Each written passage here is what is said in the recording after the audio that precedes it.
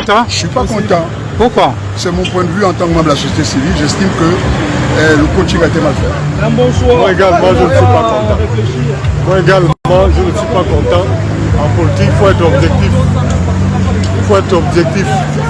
Quelqu'un qu'on porte à la candidature présidentielle, je pense que ça doit être quelqu'un qui a déjà fait le tour du Gabon. Nous sommes à une semaine du scrutin. À quel moment on fera le tour du Gabon pour la première fois? Et c'est une candidature indépendante. On fait comment pour avoir les scrutateurs? Donc, on sacrifie. À un moment donné, on se pose des questions.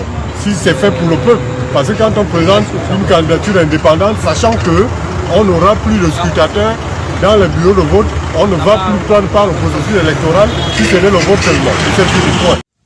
Le choix, selon moi, le choix porté sur M. Ondoosa est un choix ici qui laisse vraiment, vous savez, qui laisse les gens dans le regret. Pourquoi? Parce que, contrairement en 2016, là où nous avons ils ont choisi en 2016, c'est-à-dire que leur coalition avait désigné M. Jean Ping comme candidat de l'opposition radicale. M. Jean Ping n'avait pas de parti politique, certes, mais il s'était allié à un parti politique.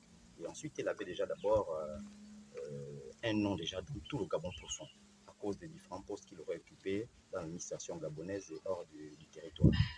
Mais M. Ondoosa, si je vous envoie tout de suite chez moi, par exemple, dans l'Angounier et dans les villages reculés, je vous cite ce nom à 2-3 jeunes qui ne connaissent pas qui est Ondoosa.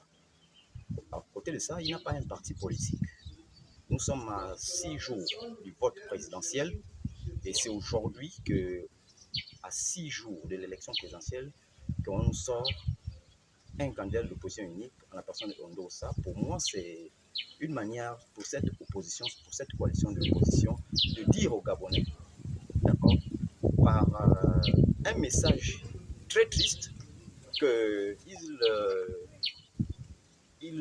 ne sont pas capables et ils ne sont pas vraiment engagés et déterminés pour la prise du pouvoir, du fauteuil présidentiel, et qu'ils reconnaissent face d'eux qu'ils ont déjà perdu et que la seule façon de le dire, c'était de placer quelqu'un qui n'est pas connu des Gabonais.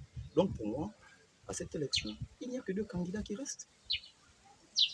2 candidats des partis politiques connus, à savoir le candidat du PDG et celui du PSD. Voilà les candidats en fait que le Gabonais devait maintenant regarder. Ce sont les 2 candidats qui nous restent.